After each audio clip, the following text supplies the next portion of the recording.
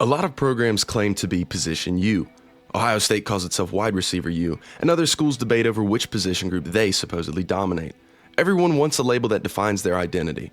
Tight end isn't one of those debates. Iowa has earned the title over 2 decades of consistent development and NFL production under Kirk Ferentz. And this isn't a marketing line. It's a pattern of consistent output. Iowa tight ends don't occasionally pop. They show up in every era, every version of the offense, and they leave as complete NFL-ready players. But to understand how Iowa built this reputation, you need the background. The tight end legacy didn't begin with Ferentz. He took something that already existed and scaled it into the most reliable tight end pipeline in college football. Before Ferentz took over in 1999, Coach Hayden Fry already had tight ends playing at a high level. Marv Cook is the best example. He finished his Iowa career with 110 receptions, 1,609 yards, and 5 touchdowns. He became a consensus All-American in 1988 and was drafted in the 3rd round by the New England Patriots. He held Iowa's tight end yardage record for decades until Sam LaPorta passed him in 2022. Jonathan Hayes added to that foundation with a 1984 season that included 39 receptions, 442 yards, and 4 touchdowns before becoming a 2nd-round draft pick. And Scott Slutzker carried the role into the 1990s with 91 receptions for 1,195 yards and became a 3rd-round pick in 1996. These players proved Iowa's tight end identity was already forming, and this was before Ferentz ever even arrived. Ferentz didn't reinvent the position. He professionalized it. Iowa asked its tight ends to block real defensive ends, anchor the run game, run NFL-style routes, and play every down. And this process does take time, 2 or 3 years at that. But once a player comes out on the other end, the development is obvious.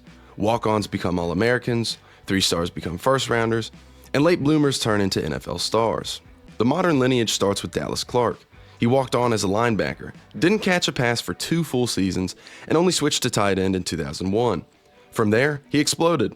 In 2001, he recorded 34 receptions for 509 yards and 4 touchdowns. In 2002, he totaled 43 receptions for 742 yards and 4 touchdowns, winning the John Mackey Award and earning unanimous All-American honors. He later helped Iowa win the Big Ten that same year. His 95-yard touchdown against Purdue is still the longest play ever by an Iowa tight end. He finished with 77 receptions for 1,251 yards. And this was all done in just 2 seasons at the position. Dallas Clark later became a 1st-round pick and Super Bowl champion at the Indianapolis Colts. Scott Chandler followed. Originally recruited as a very tall wide receiver, he converted to tight end and immediately became a matchup problem. In 2005, he led Iowa in receptions with 47 catches for 552 yards. In 2006, he added 46 receptions for 591 yards and 6 touchdowns, earning 2nd-team All-Big Ten. He finished with 117 receptions for 1,467 yards and was drafted by the Chargers in the 4th round. Tony Mohawke provided elite all-around play when healthy.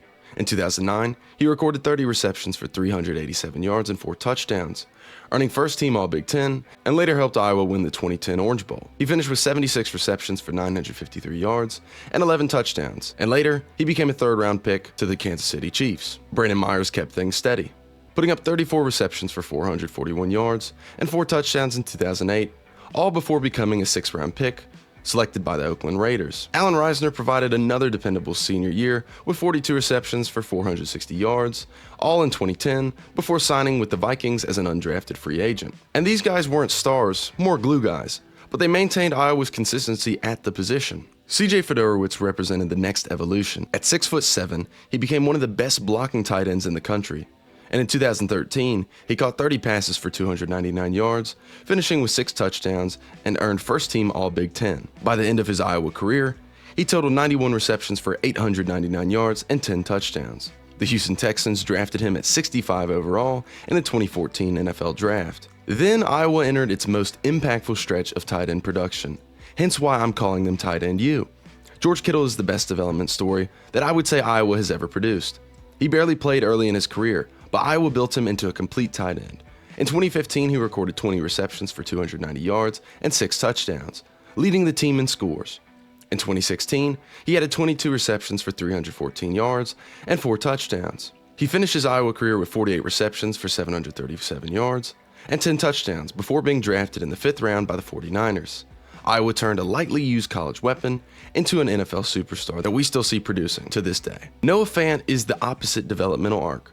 Instant explosiveness. In 2017, he recorded 30 receptions for 494 yards and 11 touchdowns. the most by an Iowa tight end in a single season, and the most by any tight end in college football for that year. In 2018, he added 39 receptions for 519 yards and 7 touchdowns.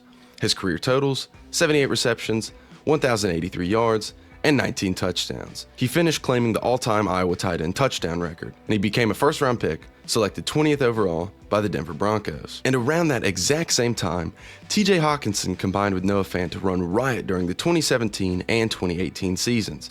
In 2018, he totaled 49 receptions for 760 yards and 6 receiving touchdowns, adding in a rushing touchdown. He won the John Mackey Award, earned Big Ten Tight End of the Year, became a consensus All-American, and finished his Iowa career with 73 receptions for 1,080 yards. He was drafted 8th overall in 2019 by the Detroit Lions. He and Noah Fant made Iowa the first ever school to produce 2 first-round tight ends in the same draft. And finally, Sam LaPorta, Iowa's statistical king. In 2021, he recorded 53 receptions, 670 yards, and 3 touchdowns. In 2022, he added 58 receptions for 657 yards. He finished his career with 153 receptions and 1,786 receiving yards. Both are Iowa tight end records, the most catches and the most yards by a tight end in school history. His yardage total ranks 11th among all Iowa receivers. He earned Big Ten Tight End of the Year in 2022 and became a second-round pick going to the Detroit Lions. He carried Iowa's passing offense through 2 seasons where defenses knew exactly where the ball was going, and still, he produced at a very high level. So, the clearest statistical argument for Iowa's tight end you claim: 7 Iowa tight ends rank among the top 45 receivers in program history. And you see, most schools' all-time receiving lists are almost entirely wide receivers. Iowa's includes Marv Cook, Scott Slutzker, Dallas Clark, Noah Fant, TJ Hockenson, Tony Moaki, and Sam LaPorta, who sits all the way up at 11th as previously stated. The consistency stretches across eras, quarterbacks, coordinators, and even offensive philosophies. What about accolades? Well, Iowa has 2 Mackey Award winners, multiple Big Ten Tight End of the Year award winners, and more tight ends drafted since 2000 than nearly any program in the country, trailing only Miami in overall volume. If you add in versatility, like we see, all-around players, red zone mismatches, yards after catch threats, blocking specialists, late bloomers, and pure athletes, Iowa produces every archetype, and they do so consistently. When you stack all of this together, the debate really isn't complicated. Iowa didn't accidentally become tight end U. It built a structural identity and maintained it for decades. Ferentz and the Hawkeyes kept producing at a level no other program matches. And while you can say Miami held the title in the 2000s, at this point, I think it's completely fair to say Iowa owns it now. And who will be the next contributor to Tight End U from Iowa?